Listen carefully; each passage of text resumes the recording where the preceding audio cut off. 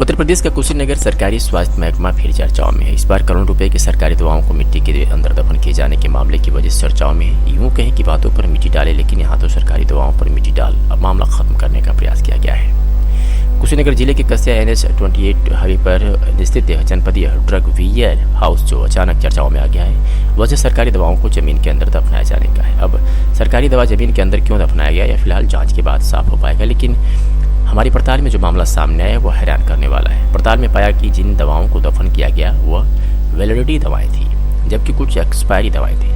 अब दवाओं को बिना CMO की जानकारी में दिए दफना दी गई, यह बात हसम होने वाली नहीं, क्योंकि ड्रग वेयर हाउस पर तैनात सुरक्षा गार्ड कुछ दिनों से सरकारी दवाओं को जमीन के अंदर ड्रग वेयर हाउस पर तैनात फार्मासिस्ट संतोष पांडे कुछ लोगों की मदद से इन दवाओं को ठिकाने लगा रहे थे। इन दवाओं को ठिकाने लगता देख गार्ड ने इसकी जानकारी कुशीनगर CMO सुरेश पटारिया को दी, लेकिन CMO गार्ड की बातों को संज्ञान में न लेकर यह होने दिए। नतीजा यह हुआ कि सरकारी दवाएं धीरे धीरे दफन होती रही। सरकारी अस्पतालों में दवाओं की किल्लत कोई आम बात नहीं है, बल्कि इसके पीछे सोची समझी रणनीति है। गरीब मरीजों को सस्ते दरों पर सेवाएं और मुफ्त में दी जाने वाली दवाएं वैसे तो अस्पतालों में कम ही मिलती हैं। नतीजतन डॉक्टर बाहर की दवा लिखते हैं, जिस पर हाल ही में डिप्टी CM ब्रिजेश पाठक ऐसे डॉक्टरों को बर्खास्त कर चुके हैं।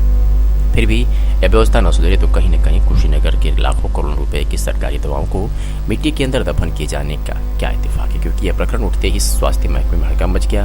आनन फानन में कुशीनगर के ADM CMO और कस्या टीम के अलावा अन्य अधिकारी बीती देर रात मौके पर पहुंचते हैं और जांच करते हैं, लेकिन अंधेरा होने के चलते जांच अधूरी छोड़ अधिकारी जांच टीम बनाकर मामले की सुबह जांच करवाने की बात वही फिर सुबह भी जांच हुई। बता दें कि सरकारी दवाओं को दफनाए जाने पर पर्दा हटाने के लिए जब दोपहर CMO के साथ अन्य अधिकारी पहुंचे तो जांच के नाम पर सिर्फ लीपापोती का खेल शुरू होता है। वैसे ही जैसी सरकारी दवाओं को बिना डर बिना परमिशन की मिट्टी के अंदर दफनाया गया। खैर जांच का विषय सवाल ये भी है कि आखिर दफनाई गई दवा क्या एक्सपायरी थी या फिर उन दवाओं की वैलिडिटी थी। तो बता दें कि दफनाई गई दवा वैलिडिटी वाली थी, जो मरीजों के इलाज में काम आ सकती थी।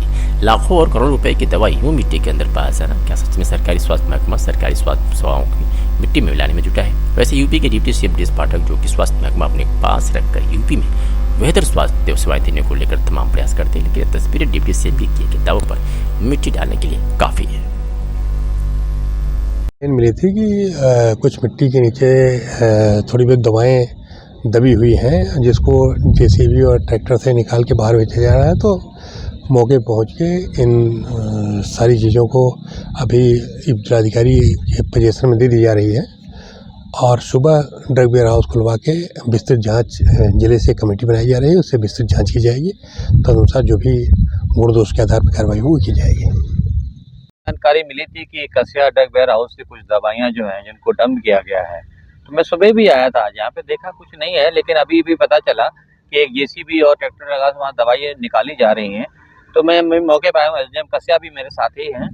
तो यहाँ पे एक्सपायरी दवाइयों को यहाँ से निकाला जा रहा था, जिसको ट्रैक्टर ट्रॉली और JCB मशीन को सीज कर दिया गया है और तत्कालीन प्रभाव से इसमें प्रभारी जो फार्मासिस्ट हैं यहाँ पे उनकी लापरवाही प्रभाव से निलंबित किया जाता है और आगे की कार्रवाई के लिए एक कमेटी बना के उसकी जांच कराई जा रही है।